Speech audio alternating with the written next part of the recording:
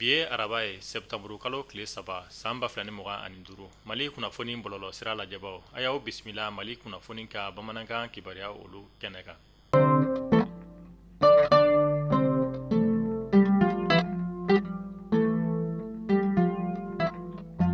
Kunnafoniya daminɛna an b'aw ladɔnniya k'a fɔ an bɛ wagati min na i ko sisan ni o ye septanburu kalo tile 3 san 2025 nɛgɛla ale ni Soribugu furancɛ la fɛn min ye jatigɛ wale tigilamaw kɔni kɛn bɛ ka bingani wale ta ni ka nin dugu furancɛ o sɛgɛrɛ sira mun bɛ tali kɛ Bamako ale ni Kitala. Kunnafoniya olu y'a jira k'a fɔ fɛn min ye bolifɛn caman olu de jɔlen bɛ sira la u tɛ ka se ka sɛmɛ ka sababuya kɛ bingani wale cɛjugu ye. An b'a fɔ hali bi Ala ka sebaya di an ka finitigilakaw ma jugu.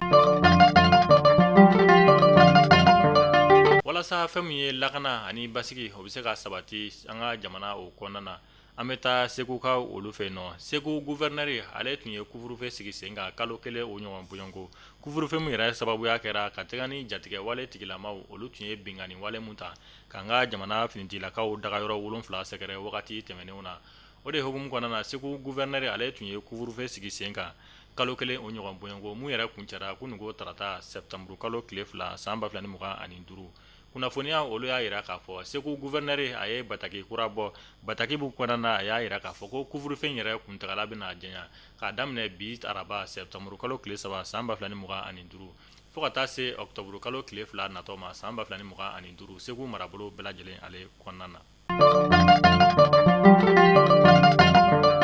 Ka sanga ni kalanko olu kunnafoniya kɔnɔna ye minisiriso mun ka baara ɲɛsinen bɛ an ka kalanko koɲɛw ɲɛnabɔli ma ministère de l'éducation ale bɔra ka kunnafoniya di kɛ bi araba septanburu kalo tile 3 san 2025 kunnafoniya mun kɔnɔna na u y'a jira k'a fɔ fɛn min ye san 2025 ka taa se san 2026 o kalantaw bolo dalen don ka octobre kalo tile fɔlɔ ma kɔnɔ san 2025 an ka jamana fantan ani 4 bɛɛ lajɛlen kɔnɔna na.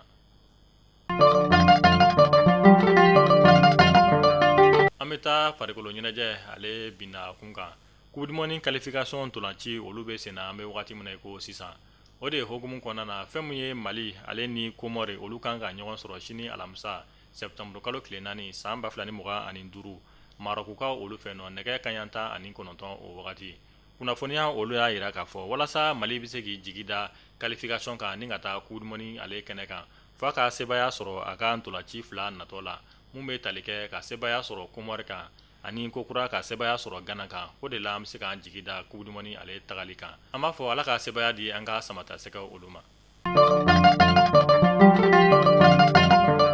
Bakari Kulubali ni ale ye farafin fura feerekɛla ye wa Senu Sibiribugu alimami fana tun don. A ka wulikajɔ olu bonyana kosɛbɛ fɛn min ye farafin fura a feereli ye an ka jamana fantan ani 4 bɛɛ lajɛlen kɔnɔna na maa dogolen tɛ. Kunnafoniya olu y'a jira k'a fɔ ko Dabanba ka wele sera Bakari Kulubali ma kununko tarata septanburu kalo tile 2 san 2025 Senu ka olu fɛ nɔ an b'a fɔ Ala ka hinɛ banbagatɔ la Ala ka yafa k'a ma.